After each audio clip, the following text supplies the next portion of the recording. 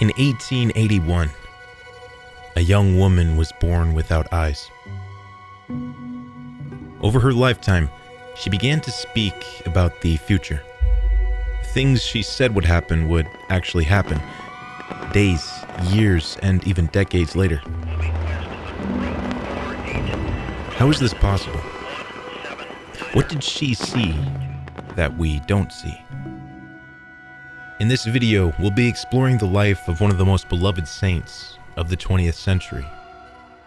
She who had ears to hear and eyes to see.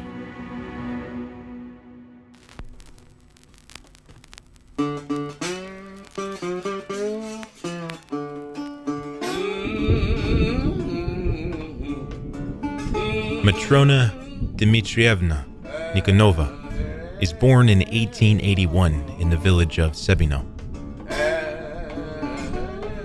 Her parents, Dmitri and Natalia, are very poor, and her mother initially plans to give her to a state-sponsored orphanage nearby. But one night, her mother has a dream.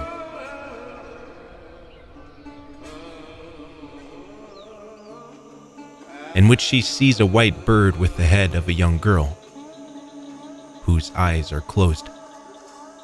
Knowing this is her daughter, and taking the dream as a sign from God, Natalia decides not to give her up, and thus Matrona is born blind. But not just with eyes that don't work, with no eyes at all. She's also born with a cross-shaped raised birthmark on her chest. 40 days after her birth, young Matrona is taken to her local church to be baptized. Upon her baptism, a pillar of light bursts from the font, a miracle seen by all present. The priest thus declares that one day she will be very holy. At a very young age, Matrona exhibits differences. She sleeps all day on Wednesdays and Fridays to fast from drinking milk. And as a baby, she crawls to the icon corner, grabs images of the saints, and begins talking to them. At the age of 8, she becomes able to miraculously heal the sick and infirm. Later on, she would emphasize that her healing is not through her own power. What? Matrona is God? Is that it? No, it is God that helps.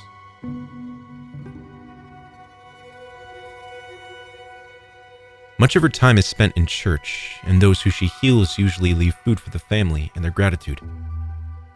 With all the blessings that God has bestowed upon her comes, though, a giant cross for her to bear.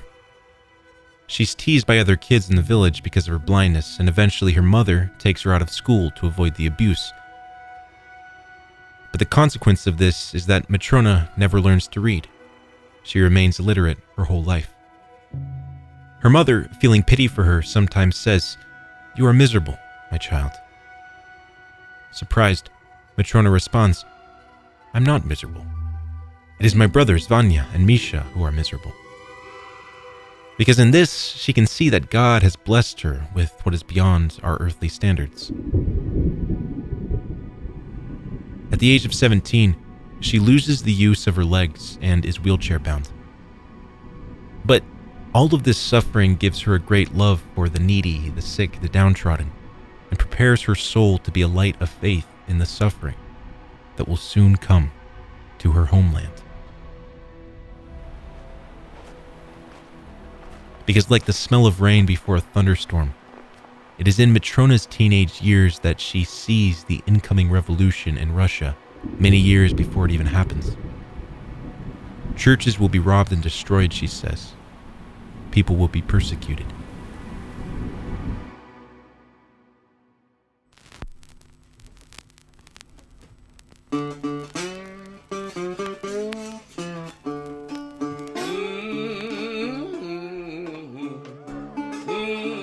Throughout the 19th century, Western Enlightenment thinking becomes extremely prevalent among the educated in Russia. And with these winds of philosophy comes a decline in faith amongst many, as well as growing political tensions. By 1917, the ruling family is thrown out and replaced with a provisional government that will warp into a communist regime.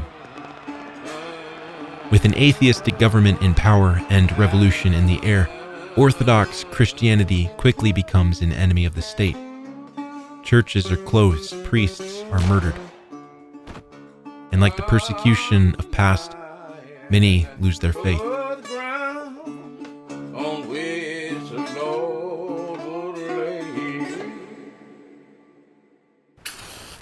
I saw the snares of the evil one spread over all the earth.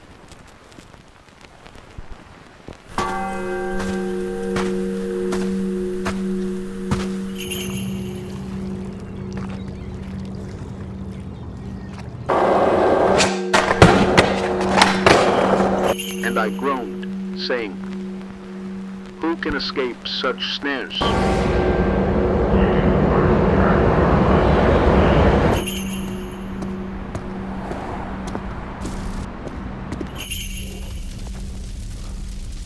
And I heard a voice saying to me,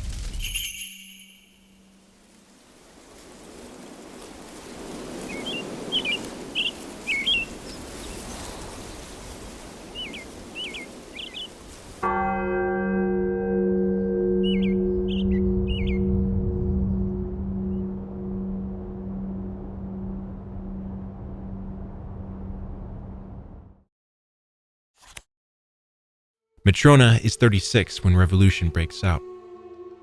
Her brothers become active communists, and the people they associate with do not particularly like that their sister is a miracle-working Christian.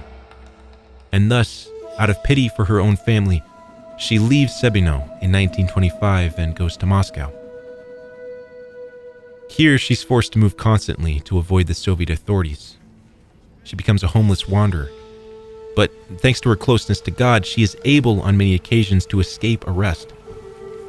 Once, a militiaman comes to her house to arrest her. But long before the man arrives, she predicts that he's coming. So, right when he walks into the house, to the door, she tells him to leave immediately, to go home, because his wife is in serious trouble. The man, being alarmed, does as she says, returns home, and finds his wife severely burned, arriving just in time to get her treated. She survives. And so the next day arrives and he's asked, did he arrest her? And he replies, "No, I'll never arrest her. If not for her, I would have lost my wife." This gift of seeing is something that not only the authorities but many of her friends do not fully understand. Once a friend exclaims to her, "It is such a pity, Matushka, that you can't see the beauty of the world." Matrona replies, "Once God opened my eyes and showed me his creation. I saw the sun and the stars and the sky and the beauty of the earth, the mountains, the rivers, the green grass, flowers, birds." At another time, the same friend is working on an architecture project and doesn't know how to complete her plans. Matushka Matrona invites her over for tea, and over the hot drinks, explains in great detail. "Here is Pitti Palazzo," she says. "Here is another palace with arches. You should copy this. 3 lower floors with big bricks and 2 arches for an entrance." Her friend, surprised by her vision, incorporates them into her project plans, which are approved shortly after.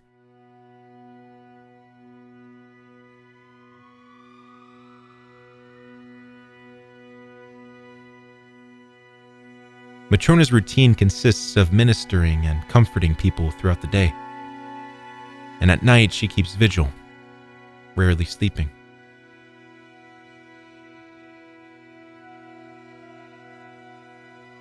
With her spiritual eyes, she's able to see, help many people escape material and spiritual affliction from the communists.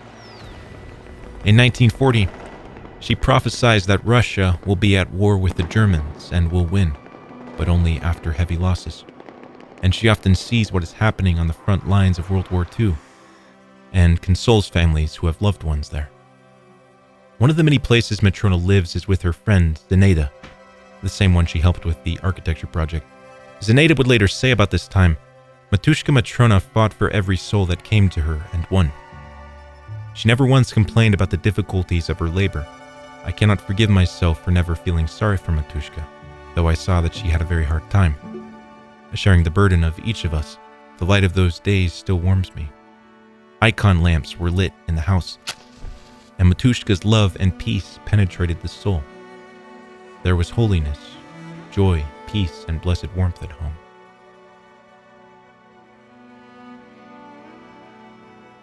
Up until her last days, visitors come to see her even on her deathbed. She never turns anyone away, and they leave consoled. And 3 days before, she sees the exact day of her death. After my death, she says, only a few people will come to my grave. Only those who are close to me.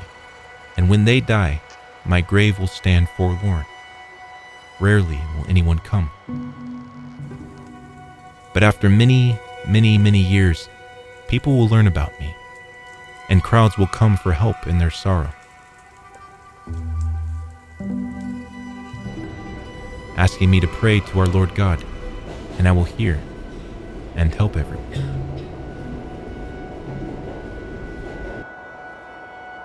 And thus, on May 2nd, Matrona reposes in the Lord. And just as she foretold, her grave is rarely visited.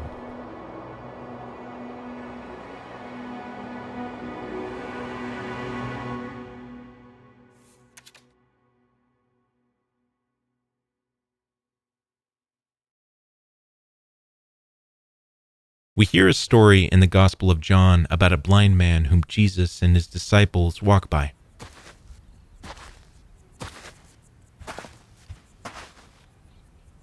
His disciples notice the man and ask, "Who sinned, this man or his parents, that he was born blind?" Christ replies, "Neither this man nor his parents sinned, but that the works of God should be revealed in him."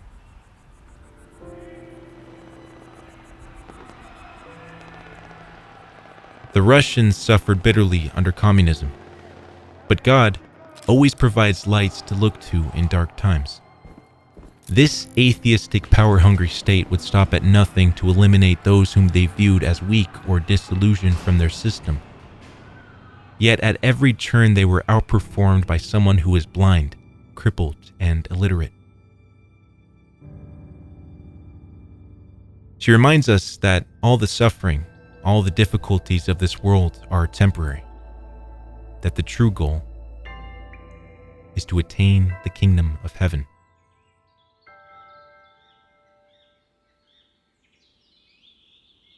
And as the weeks, months, years, and decades have passed since her death, just as she foretold, the light of Christ shining through her has attracted thousands upon thousands of visitors to her grave,